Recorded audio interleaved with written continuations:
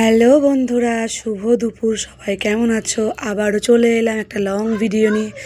অনেক দিন পর চলে এলাম, তো দেখতে থাকো। আমি কিন্তু একটা গ্রামের মেয়ে।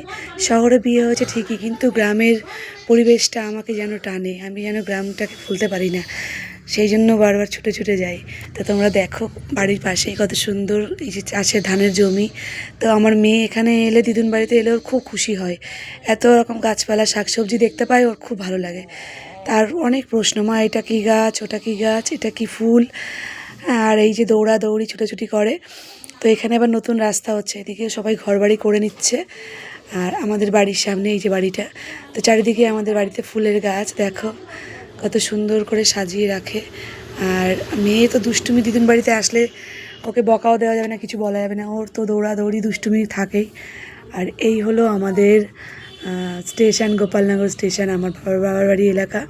তো তোমরা কে কে এসছো এখানে কমেন্টে জানিও, আর তোমাদের কেমন লাগে গ্রামের পরিবেশ জানিও। তো মায়ের হাতে গ্রামের বাড়িতে গেছি, আর মায়ের হাতের কিছু খাবো না, মায়ের কাছে কিছু আবদার করবো না, সেটা কি হয়? তো মাকে বলেছিলাম পিঠে তৈরি করতে। তো মা এই পিঠেগুলো, আমি খেতে খুব ভালোবাসি, তো এইগুলো করেছিল। আর সকাল সকাল বেরিয়ে পড়েছি। পরের দিন ছিল সরস্বতী পুজো, আর ভাইয়ের মেয়ের জন্মদিনও ছিল। তো আমাকেই পাঠিয়েছিল যে তুই যা, মাংসটা নিয়ে আয়।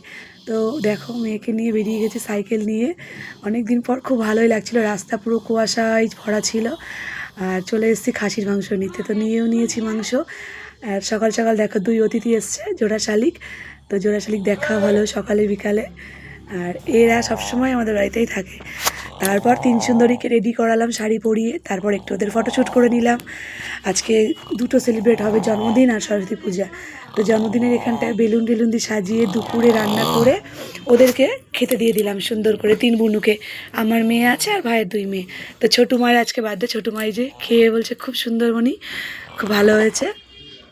তারপর সন্ধ্যেবেলা কেক কাটিং হলো, খুব আনন্দ করলাম সবাই মিলে আমরা। তোমরা ওকে আশীর্বাদ করো, অনেক যেন বড় হয়, খুব ভালো থাকে।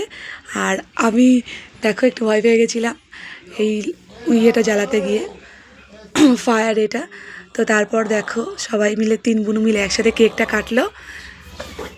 সবাই মা এই যে আশীর্বাদ করলো সবাইকে, একটু নিয়ে নিলাম ক্লিপে। তো সবাই মিলে দেখো কেক পায়েস খেয়ে সবাইকে দেওয়া হচ্ছে।